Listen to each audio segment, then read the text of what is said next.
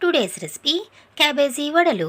జనరల్గా మనకు క్యాబేజ్తో కర్రీస్ అవి బోర్ కొట్టినప్పుడు ఇలా గారెల్లాగా ట్రై చేయండి.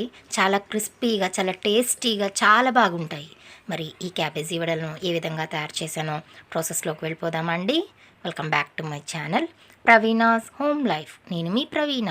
ముందుగా ఒక కప్పు మినపగుళ్ళను నేను ఒక బౌల్లోనికి వేసుకుంటున్నాను. దీనిలోనికి మనం వాటర్ యాడ్ చేసి ఒక 2 గంటల సేపు మనం పప్పును నానబెట్టుకోవాలి. 2 గంటల తర్వాత పప్పును శుభ్రంగా మనం కడుగుకుని వెట్ గ్రైండర్లో మెత్తని పిండిలాగా రుబ్బుకోవాలి. వాటర్ ఏమీ యాడ్ చేయకండి. మనం సరిపడా సాల్ట్ యాడ్ చేసుకుని పిండిలా చేసుకుని ఇలా బౌల్లోనికి రెడీగా తీసుకోవాలి.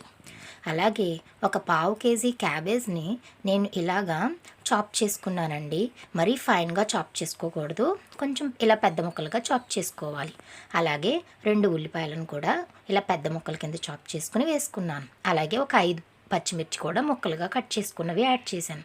అలాగే కరివేపాకును కూడా ముక్కలుగా చేసింది యాడ్ చేశాను. అలాగే 2 స్పూన్లు జీలకర్ర కూడా యాడ్ చేసి పిండి మొత్తంతో కలిసేలాగా మనం కలుపుకోవాలి. ఇలా కలిపిన తర్వాత ఒక చిన్న కప్పు బియ్యపు పిండి అండి, అంటే ఇంచుమించు 2 టేబుల్ స్పూన్లు బియ్యపు పిండిని యాడ్ చేసి నేను పిండిని మొత్తం కలుపుకున్నాను. ఈ లోపల ఆయిల్ ప్యాన్లో కాగిపోయింది. మనం ఈ పిండిని చిన్న చిన్న ముద్దల కింద తీసుకుని వడల్లా ఒత్తుకొని మనం ఆయిల్లో స్లోగా డ్రాప్ చేసుకోవాలి. ఇలా 1 బై 1 మనకి ఎన్ని సరిపోతాయో అన్నీ మనం డ్రాప్ చేసుకుని స్లో టు మీడియం ఫ్లేమ్లో మనం ఈ క్యాబేజీ గారెలను మనం ఫ్రై చేసుకోవాలి. ఒకవైపు మొత్తం ఫ్రై అయిన తర్వాత టర్న్ చేయండి. ఇలా టర్న్ చేసిన తర్వాత రెండో వైపు కూడా పూర్తిగా వేగిన తర్వాత మనకి గోల్డెన్ బ్రౌన్ కలర్ వచ్చే వరకు కూడా మనం ఫ్రై చేసుకోవాలి. మనం ఫ్రైయింగ్ అంతా మీడియం ఫ్లేమ్లోనే చేయాలి.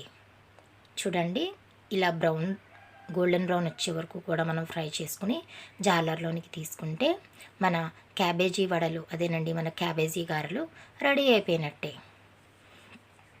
ఈ విధంగానే నేను మిగిలిన పిండినంతా కూడా నేను వడల కింద వేసుకుని డీప్ ఫ్రై చేసుకుని బౌల్లోనికి రెడీగా తీసుకున్నాను.